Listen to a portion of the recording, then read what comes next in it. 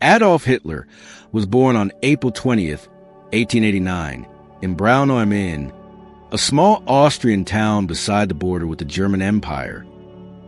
His father, Alois Hitler, worked as a customs official. His mother, Clara Hitler, came from a quieter and more dependent position within the family. They rented rooms above an inn, but Adolf spent only a short part of his childhood there. The family moved away from Braunau when he was about 3 years old. There was nothing inevitable about what he would become. He was born neither into political power nor extreme poverty. He grew up within the Austro-Hungarian Empire, a vast state containing Germans, Hungarians, Czechs, Slovaks, Poles, Croats, Jews, and many other communities. Yet Hitler increasingly imagined himself as German rather than Austrian. Later, he presented his childhood as a beginning of a heroic struggle against authority. But much of that account came from Mein Kampf, a book written in prison years afterward as both autobiography and political propaganda. Its claims must therefore be treated carefully. Hitler wanted to become an artist. According to his later account, his father expected him to enter the Austrian civil service and strongly opposed this ambition. Alois Hitler died in 1903. Afterward, Adolf persuaded his mother to permit him to pursue an artistic career. In 1907, he traveled to Vienna and applied to the Academy of Fine Arts. He failed the entrance examination. The Academy judged that his work did not demonstrate sufficient ability for admission. He returned to Linz, where his mother was seriously ill with breast cancer. Her physician, Eduard Bloch, was Jewish. Contrary to a frequently repeated myth, there is no evidence that Hitler's later hatred of Jews began because of Bloch. Hitler expressed gratitude for the doctor's care, and surviving evidence indicates that their relationship was respectful. Clara Hitler died in December 1907. A few weeks later, Hitler returned to Vienna. He applied to the Academy again and was rejected a second time.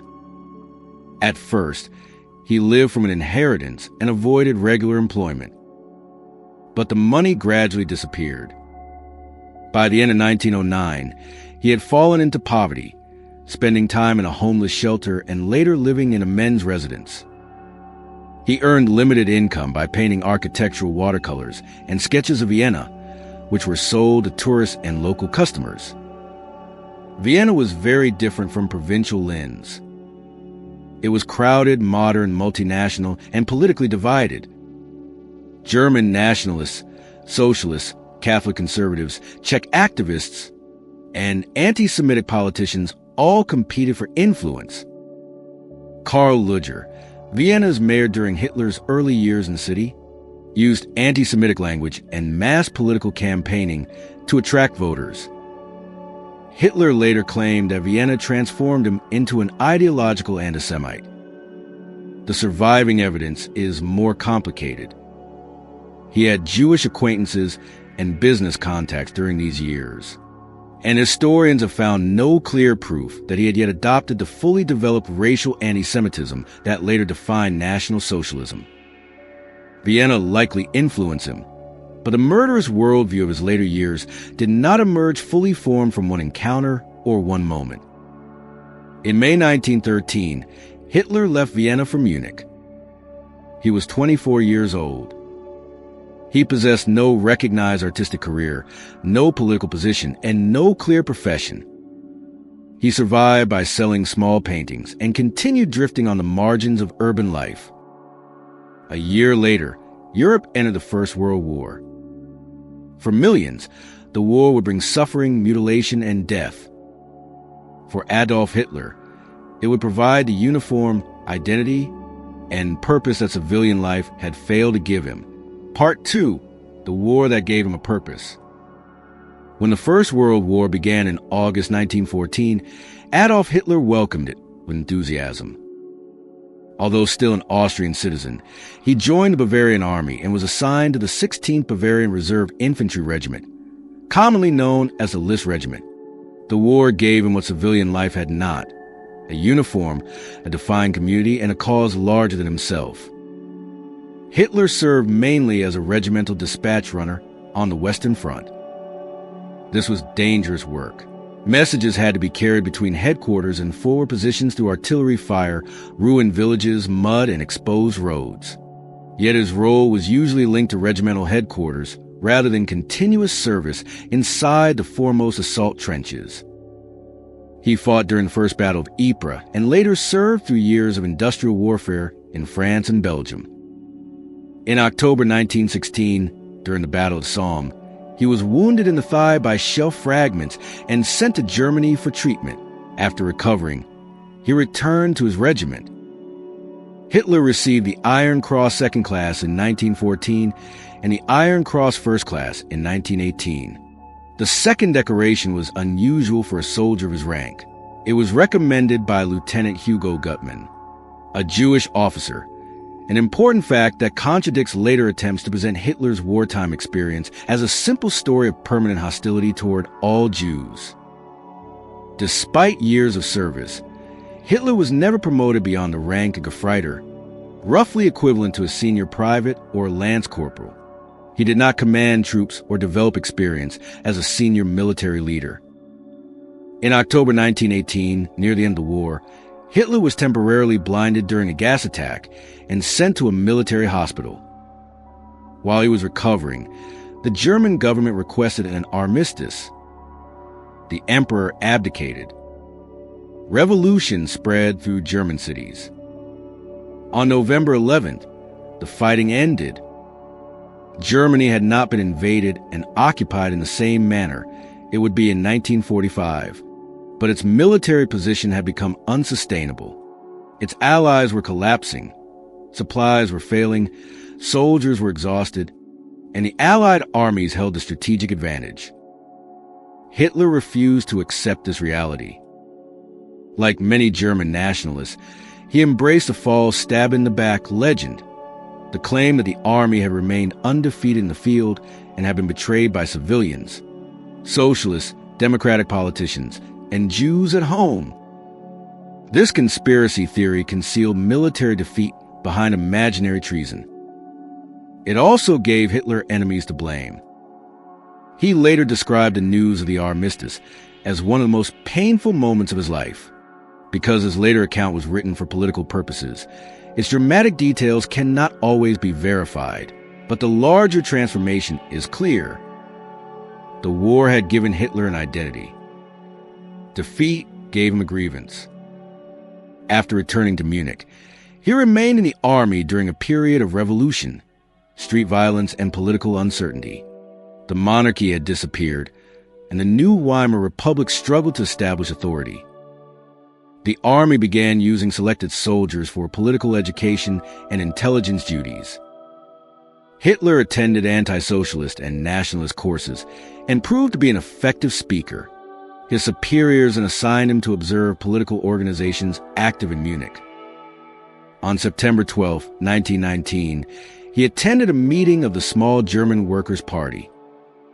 The party had been founded only months earlier by Anton Drexler and Karl Harrer. It was one of many insignificant radical nationalist and anti-Semitic groups operating in post-war Munich.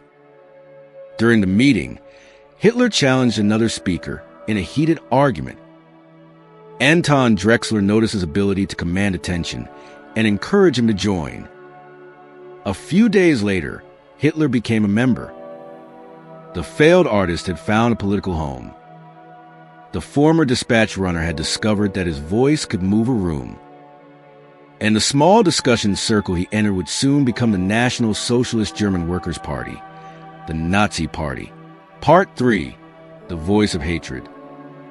When Adolf Hitler joined the German Workers' Party in 1919, it was still a tiny organization meeting in Munich beer halls. It had no national machinery, no broad electorate, and no realistic path to government. What it possessed was a collection of resentments: hatred of the Weimar Republic, fear of communism, extreme German nationalism, and anti-Semitism. Adolf Hitler did not invent these ideas. They were already circulating across post-war Germany. His importance lay in his ability to combine them into a simple emotional message and deliver that message with unusual force. On October 16, 1919, Adolf Hitler gave his first official speech for the party. He discovered that public speaking provided the attention and sense of command he had rarely experienced before. He began quietly, observing the audience. Then his voice grew louder. His gestures sharpened. His language transformed political problems into stories of betrayal, humiliation, enemies, and national rebirth. He did not explain Germany's defeat through military exhaustion, economic collapse, or the overwhelming strength of the Allied powers. He offered scapegoats, democratic politicians, Marxists, and above all, Jews. This was not ordinary political criticism. Adolf Hitler increasingly described Jews as a racial enemy supposedly operating inside German society. The claim was false. Jewish Germans had served in the military, participated in public life, and belonged to every major social and political class. But conspiracy theories did not require evidence. They provided emotionally satisfying explanations for complicated events. Every defeat could be blamed on hidden betrayal. Every disagreement could be treated as part of a coordinated attack.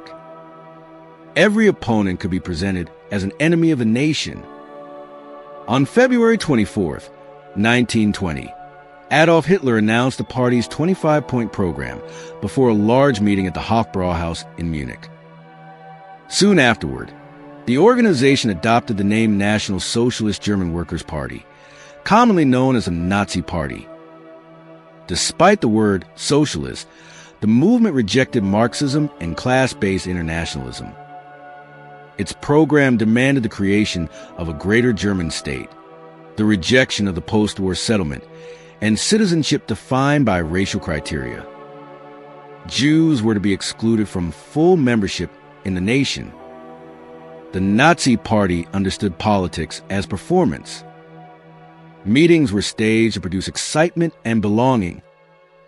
Symbols, uniforms, repeated slogans, carefully controlled entrances, and confrontational speeches gave followers a feeling that they were joining a movement rather than attending a discussion. The party also developed its own newspaper, the Völkischer Beobachter, which became an important instrument for spreading propaganda. Adolf Hitler became increasingly central to the system. He attracted audiences. He helped bring in donations. He established relationships with military veterans, wealthy sympathizers, radical nationalists, and men who believed violence was a legitimate political tool. In 1921, after an internal struggle over the party's direction, Adolf Hitler secured leadership of the Nazi Party. Authority became concentrated around him. The movement was no longer simply promoting a program. It was beginning to organize itself around one leader. That same year, the party's paramilitary formation developed into the Sturmabteilung, or SA. Its members protected Nazi meetings, intimidated opponents, and fought communists and other political enemies in the streets. Political violence was already common in the unstable Weimar Republic, but the Nazis made it central to their identity. They presented themselves as victims while deliberately provoking confrontation. Every clash could be used as proof that Germany stood on the edge of collapse and required authoritarian rescue. By 1923, Germany was facing another extreme crisis. The French and Belgian occupation of the Ruhr intensified nationalist anger. The government's response contributed to catastrophic hyperinflation. Savings disappeared. Wages lost value within hours. Ordinary people carried bundles of banknotes that could barely purchase food. Adolf Hitler saw not only suffering, but opportunity. He admired Benito Mussolini's seizure of power in Italy and began imagining a German march that would start in Bavaria and end in Berlin. The Nazi Party was still a radical minority. Adolf Hitler believed that bold action could compensate for limited support. On the evening of November 8, 1923, armed Nazi stormtroopers surrounded the Berger Braukeller, where leading Bavarian officials were addressing a large crowd. Adolf Hitler entered the hall. He fired a pistol into the ceiling. Then he announced that a national revolution had begun. The failed artist had become the leader of an armed political movement.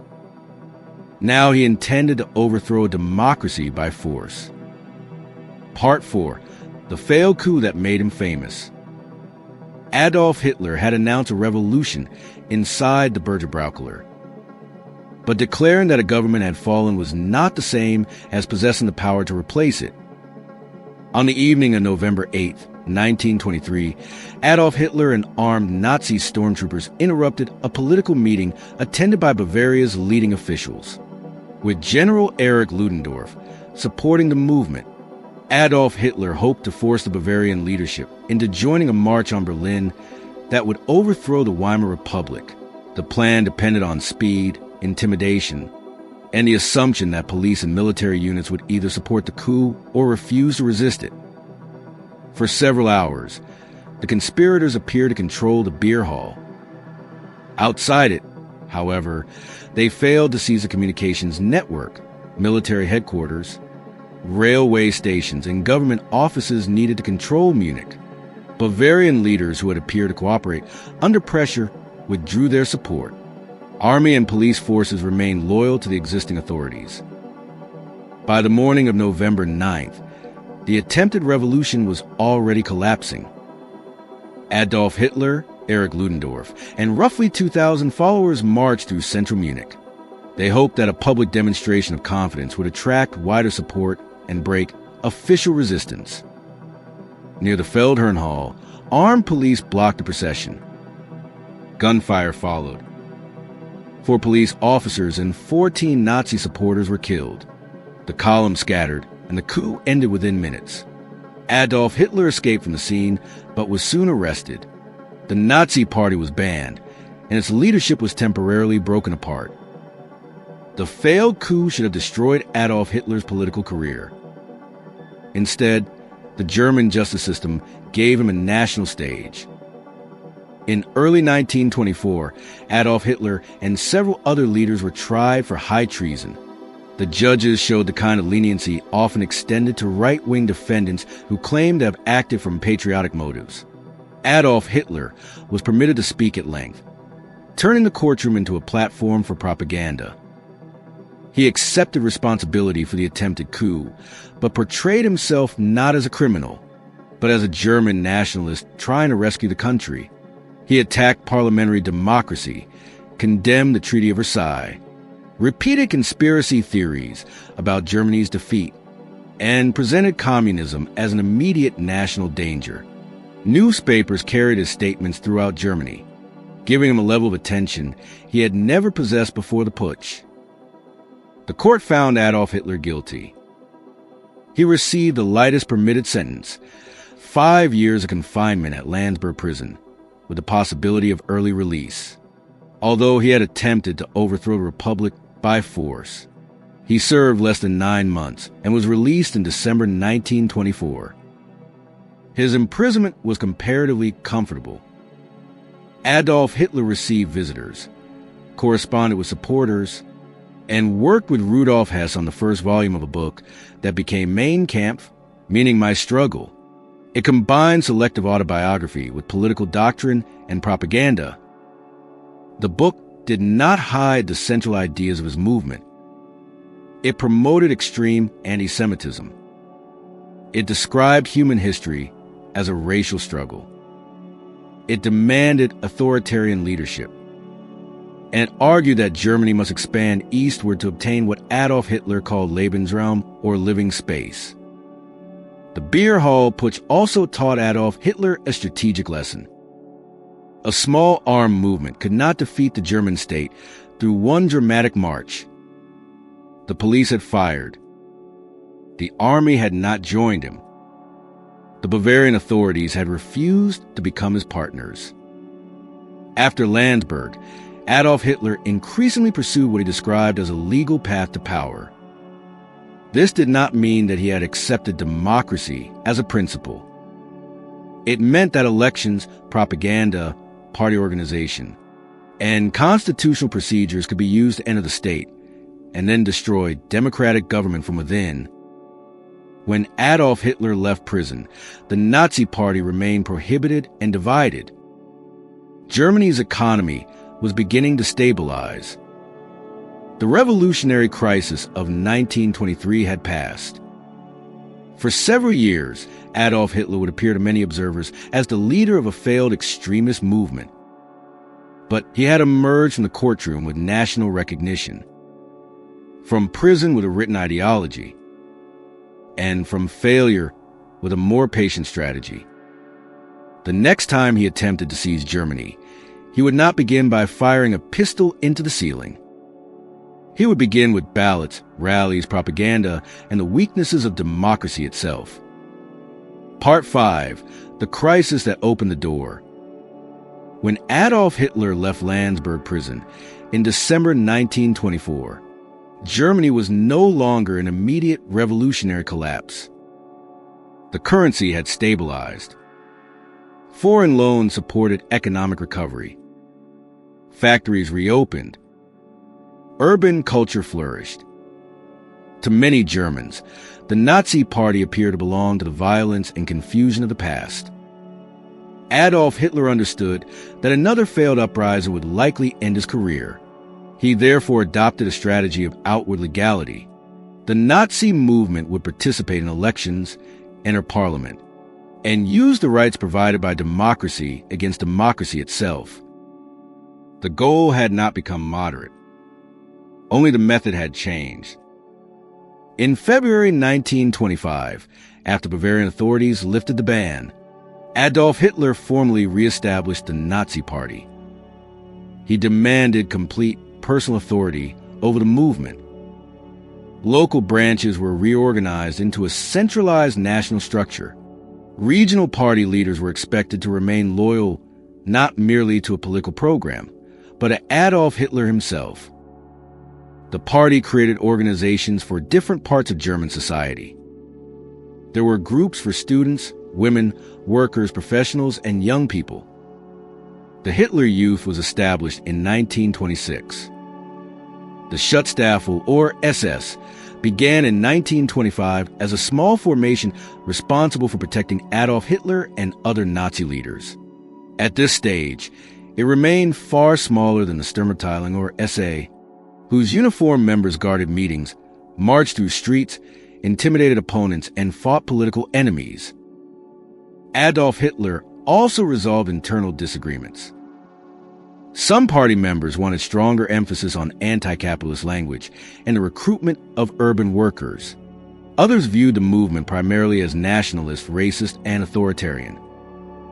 Adolf Hitler refused to let ideological debate weaken his leadership.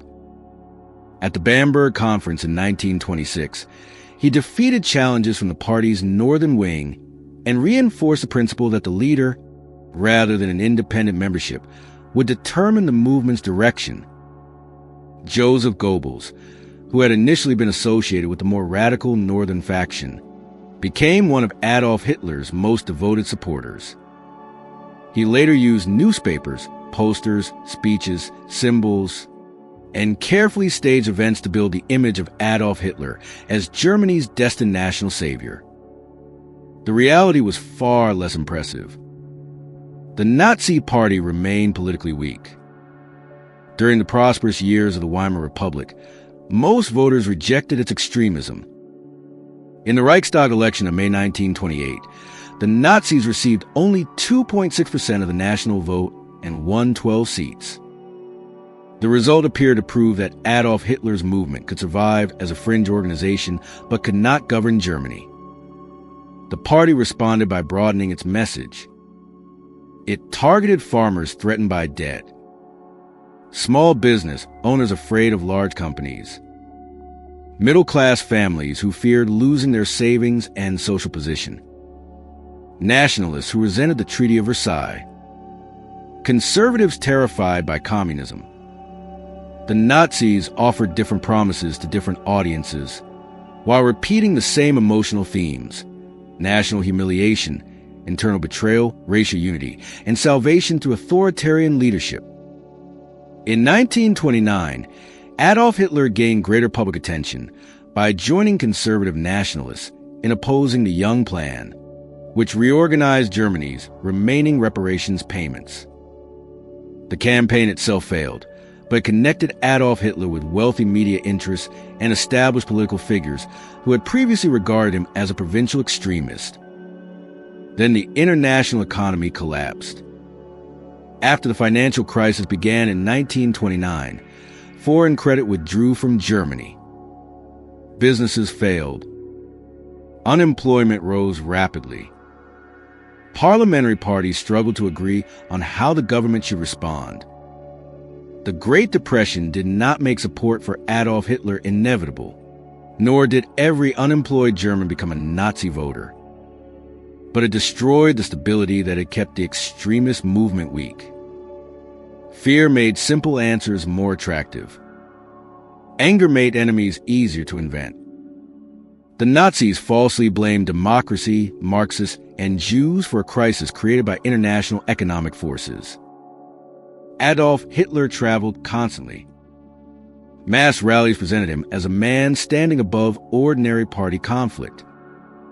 Nazi propaganda promised employment to the desperate, protection to the middle class, strength to conservatives, and national revival to those who felt humiliated. The promises were often contradictory. Their purpose was not to explain how Germany would be governed. Their purpose was to gather millions of different grievances beneath one symbol and one leader. In the Reichstag election of September 1930, the results shocked Germany. The Nazi Party received approximately 18.3% of the vote and won 107 seats. It became the second largest party in parliament. Only 2 years earlier, it had been a minor political force. Now, Adolf Hitler stood at the center of a national movement strengthened by economic misery and democratic paralysis. He had not yet taken power. Most Germans had still voted for other parties. President Paul von Hindenburg remained in office. The army, government ministries, and conservative elites did not yet belong to Adolf Hitler. But the crisis had opened the door. And the man once dismissed as a leader of a failed beer hall, Koo was preparing to walk through it. Part 6, Appointed then Unchained. By 1932, Germany's parliamentary system was failing under the pressure of economic crisis and political division. Governments increasingly depended on emergency decrees issued by President Paul von Hindenburg rather than stable majorities in the Reichstag. Adolf Hitler presented himself as the only leader capable of ending unemployment, defeating communism, and restoring national power. In the presidential election of 1932, Adolf Hitler challenged Paul von Hindenburg, but lost. The campaign nevertheless gave him enormous publicity. Nazi aircraft carried him between cities, while rallies, posters, newspapers, and radio appearances promoted the image of a modern national leader rising above traditional politics. In the July 1932 Reichstag election, the Nazi Party won approximately 37% of the vote and became Germany's largest political party. It was a dramatic victory, but it was not a majority. Most German voters still chose other parties. When Adolf Hitler demanded the chancellorship, Paul von Hindenburg initially refused.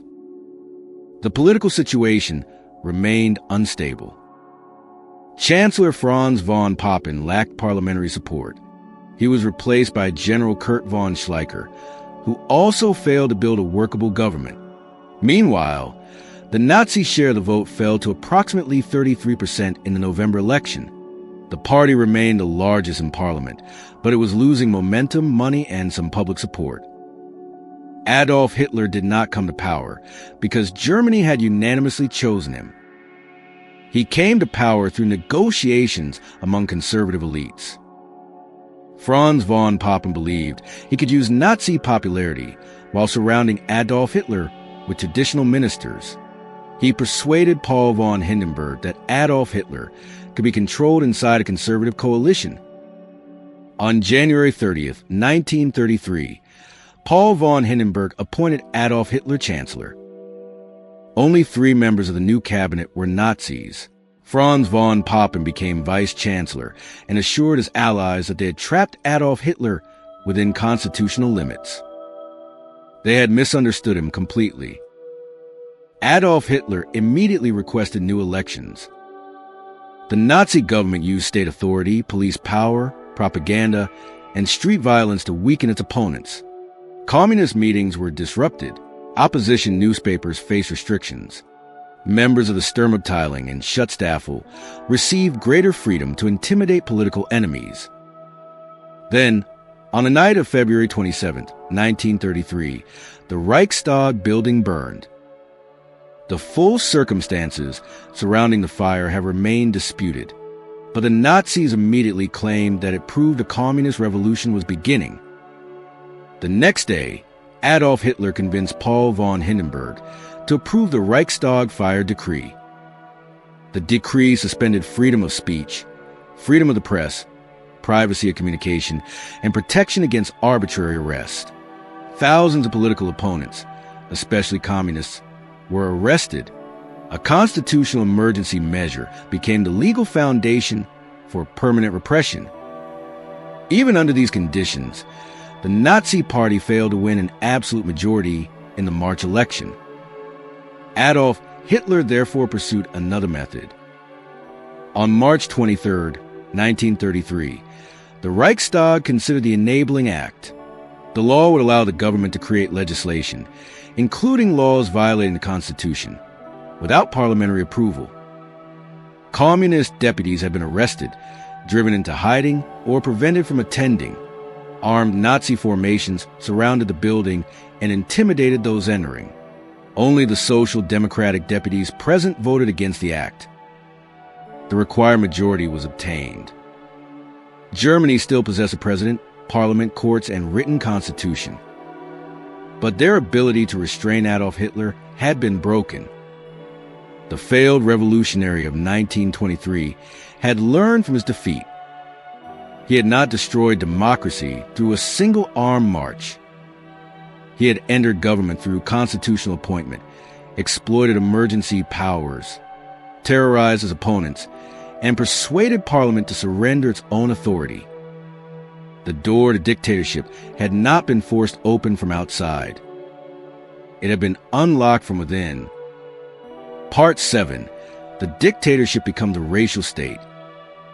Once the Enabling Act had removed effective parliamentary restraint, Adolf Hitler moved quickly to eliminate every institution that might challenge Nazi rule.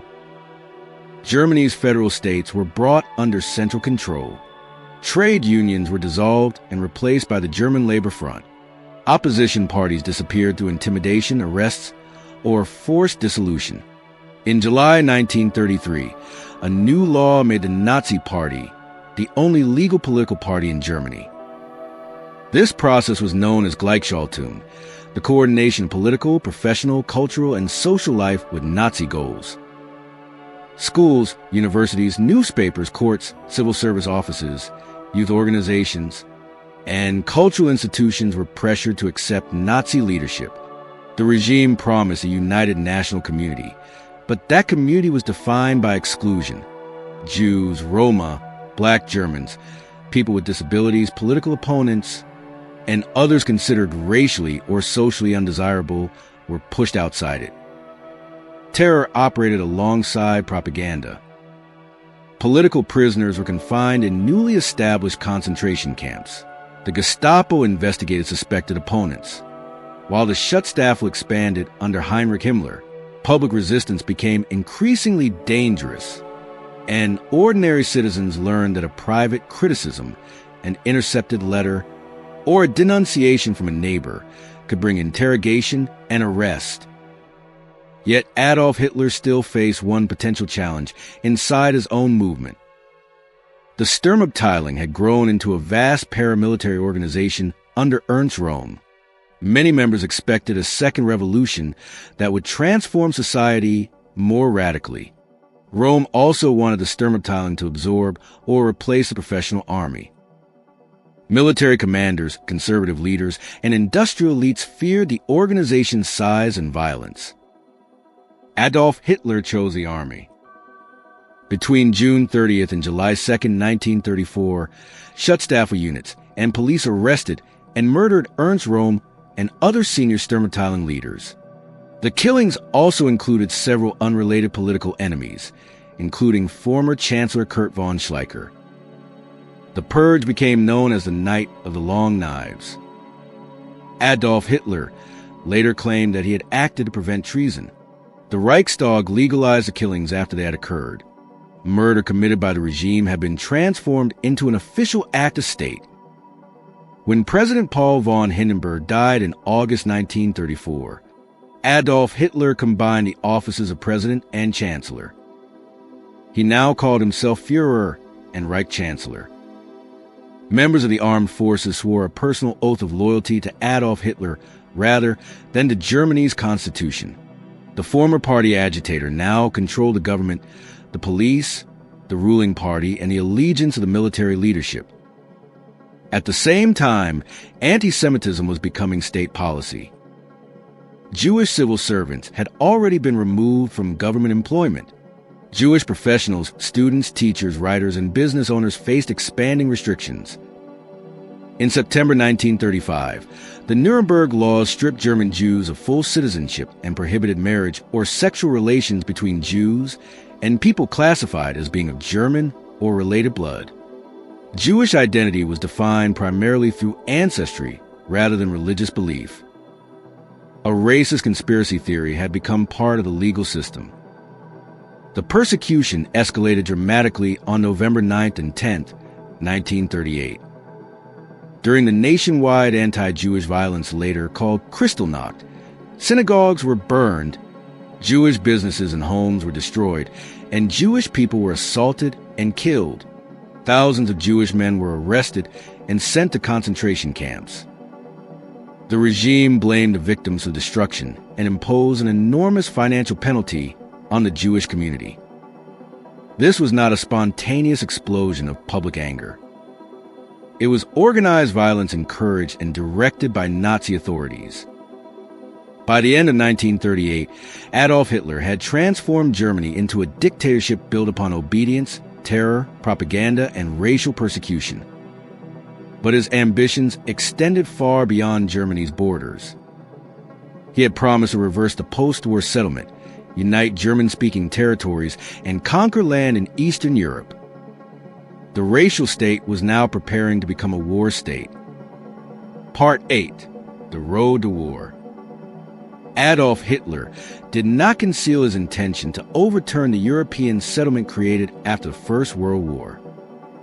Nazi foreign policy aimed to rebuild Germany's military strength, unite German-speaking populations under one regime, and conquer territory in Eastern Europe. The language of national recovery concealed a racial project in which millions of people would eventually be displaced, enslaved, or murdered. The regime openly restored military conscription in 1935, violating the restrictions imposed on Germany after the war. In March 1936, German troops entered the Rhineland, which international agreements had required to remain demilitarized. Britain and France protested, but did not intervene militarily. Adolf Hitler had taken serious risk. The success strengthened his prestige and convinced him that his opponents feared another war more than they were willing to resist his expansion. His next target was Austria. Adolf Hitler pressured the Austrian government, encouraged Austrian Nazis, and demanded political concessions. When Austrian Chancellor Kurt Schuschnigg attempted to hold a public vote on independence, German pressure forced him from office. German troops entered Austria on March 12, 1938. The annexation, known as the Anschluss, was proclaimed the following day. Many Austrians welcomed the Union, but the takeover was not a free negotiation between equal states. It was carried out under threat and was immediately followed by arrests, political repression, and public persecution of Austrian Jews. Adolf Hitler then turned toward Czechoslovakia. He demanded the Sudetenland, a fortified border region with a large ethnic German population.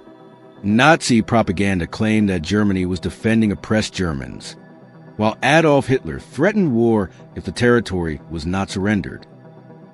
In September 1938, Britain, France, Italy, and Germany signed the Munich Agreement.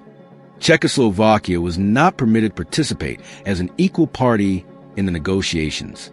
It was forced to surrender the Sudetenland in exchange for Adolf Hitler's promise that he had no further territorial demands in Europe. The promise lasted less than 6 months.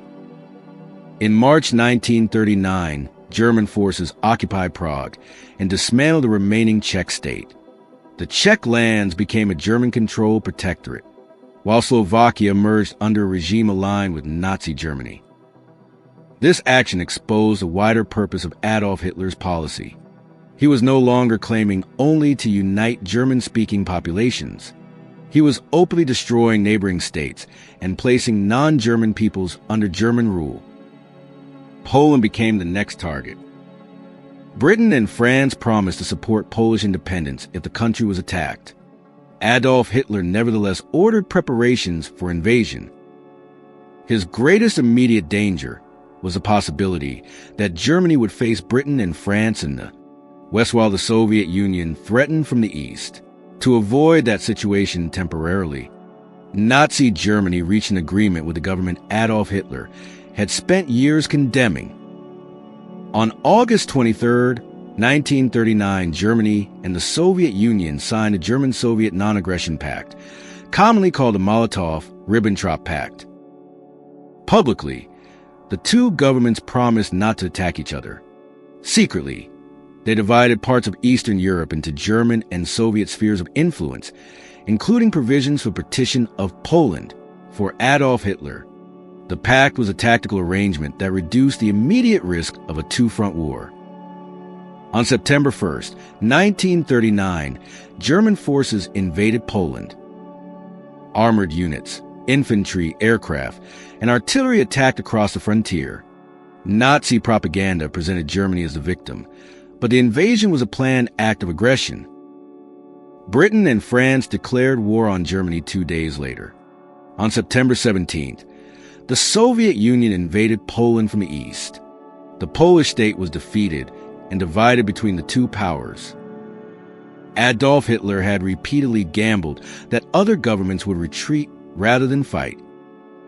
In Austria, the Rhineland, and Czechoslovakia, those calculations had succeeded.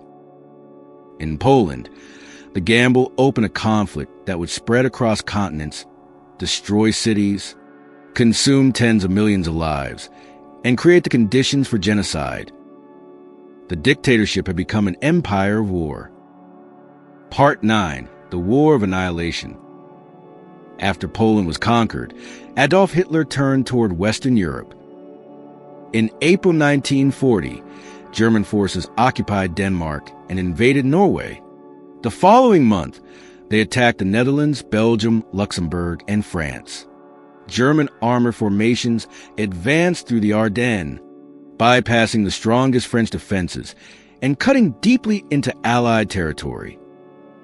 Within 6 weeks, France had been defeated. British and Allied troops escaped across the English Channel from Dunkirk, but much of their heavy equipment was abandoned. German soldiers entered Paris on June 14, 1940. France signed an armistice later that month, leaving Great Britain as Nazi Germany's principal European opponent. To invade Britain, Germany first needed control of the skies. During the Battle of Britain, the German Air Force attempted to destroy the Royal Air Force and weaken British resistance. When Britain did not surrender, German aircraft increasingly bombed London and other urban and industrial areas. The bombing campaign, known as the Blitz, killed tens of thousands of civilians, but it failed to break British morale or eliminate the Royal Air Force. Adolf Hitler postponed the planned invasion indefinitely. He then prepared for a far larger war. On June 22, 1941, Nazi Germany and its allies invaded the Soviet Union in Operation Barbarossa. It was the largest German military operation of the war. Adolf Hitler expected the Soviet state to collapse within months. German forces advanced rapidly, surrounded enormous Soviet armies, and captured vast territories. But the campaign was not designed as an ordinary struggle between states. It was a racial and ideological war intended to destroy communism, seize territory, exploit resources, and permanently transform Eastern Europe under German domination. Mass murder followed the advancing armies. Special units of the Schutzstaffel and police, known as the Einsatzgruppen, operated behind the front, assisted by other German formations and local collaborators. They carried out systematic shootings of Jews, Soviet officials, Roma, and other targeted groups. At Babin Yar near Kiev, tens of thousands of Jewish men, women, and children were murdered during 2 days in September 1941. Similar massacres occurred throughout occupied Soviet territory. The Holocaust had begun before the invasion through exclusion, forced emigration, imprisonment, deportation, and ghettoization. The Eastern Campaign brought a decisive escalation from persecution towards systematic mass murder. Historians continue to debate precisely when the Nazi leadership finalized every element of the plan to kill Europe's Jews. What is clear is that genocide represented the culmination of Adolf Hitler's anti-Semitic ideology and Nazi policy. On January 20th, 1942, 15 senior government and Nazi officials met at a villa in Wannsee outside Berlin. The conference did not mark the beginning of killing, which was already underway. Instead, Reinhard Heydrich presented plans for coordinating what the regime called the final solution to the Jewish question. The language was deliberately bureaucratic. Its meaning was the organized murder of Europe's Jewish population through deportation, forced labor, shootings, and killing centers. Adolf Hitler was not present at Wannsee. He did not need to be. His dictatorship had created the ideological goal, political authority, and system of institutions that allowed officials, police forces, railway administrators, soldiers, and collaborators to participate in mass murder. The genocide was not the work of one isolated organization. It required cooperation across the German state and occupied Europe. Meanwhile, the military war was expanding beyond Germany's ability to control it. After Japan attacked Pearl Harbor in December 1941, Adolf Hitler declared war on the United States. Germany now faced the industrial power of the United States, the British Empire, and the Soviet Union. Yet Adolf Hitler continued to believe that determination and ideological certainty could overcome material reality. In 1942, German armies advanced toward the Caucasus and the city of Stalingrad.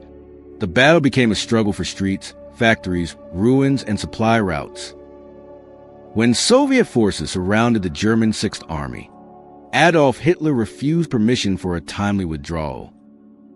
In February 1943, the surviving German troops surrendered. Stalingrad did not end the war, but it ended the image of uninterrupted German victory.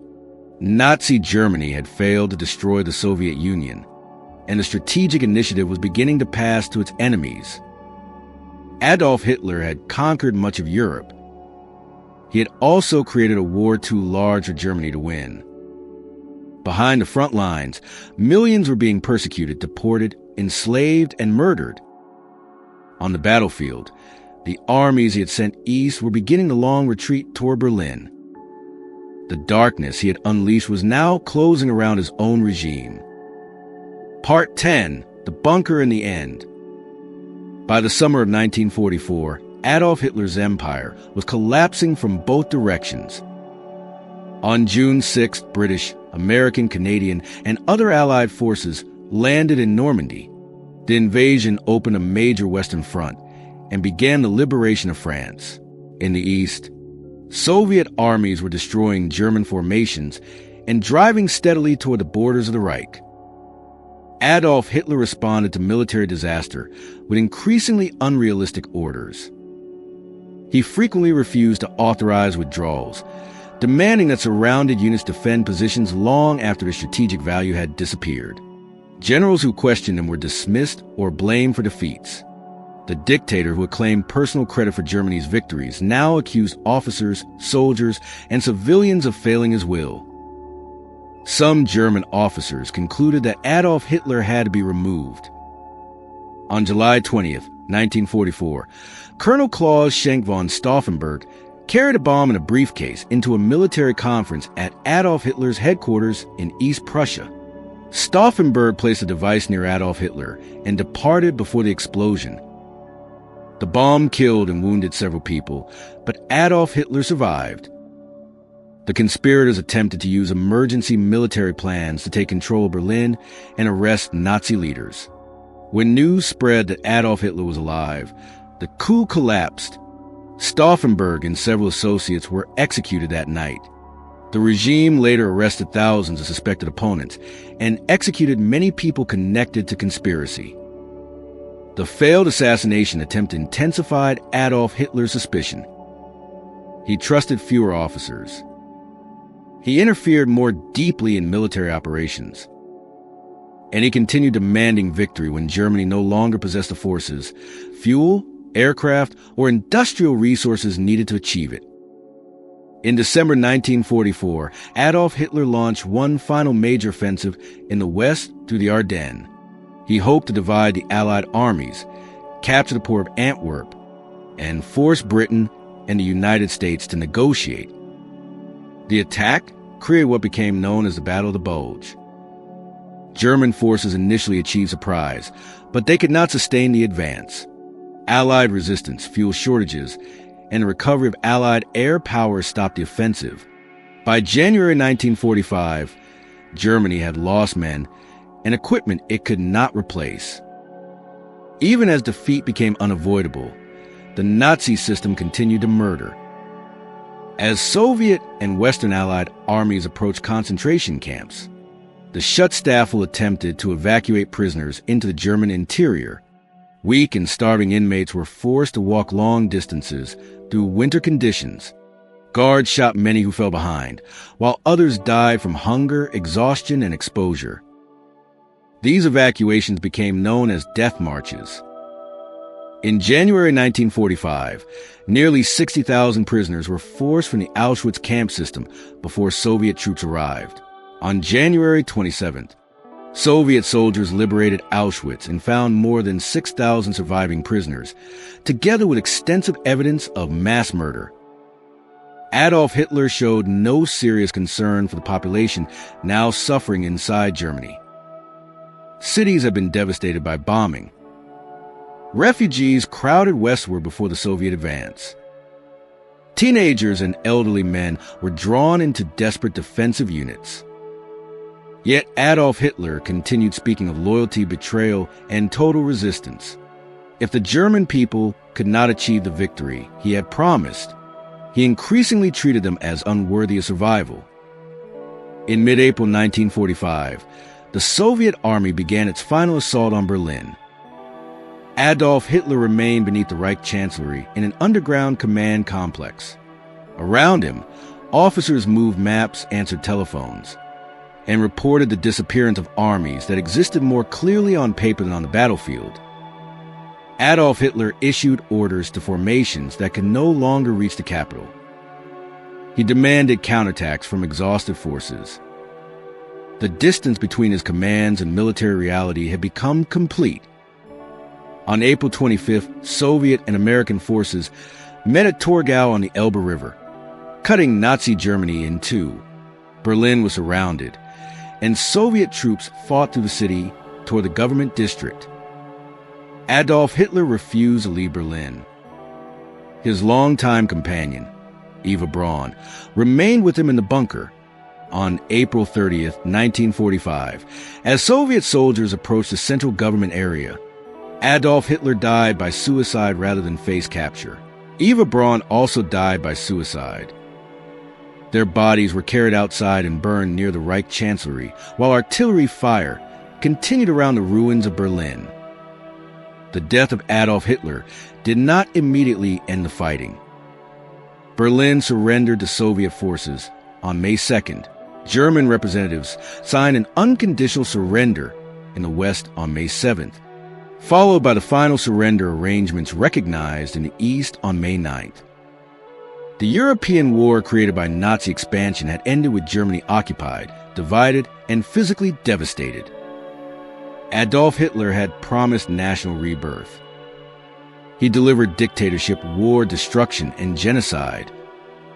Nazi Germany and its allies and collaborators murdered 6 million Jewish people during the Holocaust. They also persecuted and killed millions of non-Jewish victims, including Roma, people with disabilities, Soviet prisoners of war, Polish civilians, political opponents, and many others targeted for racial, ideological, or social reasons. Adolf Hitler did not accomplish these crimes alone. Ministers wrote laws. Judges enforced them. Police made arrests.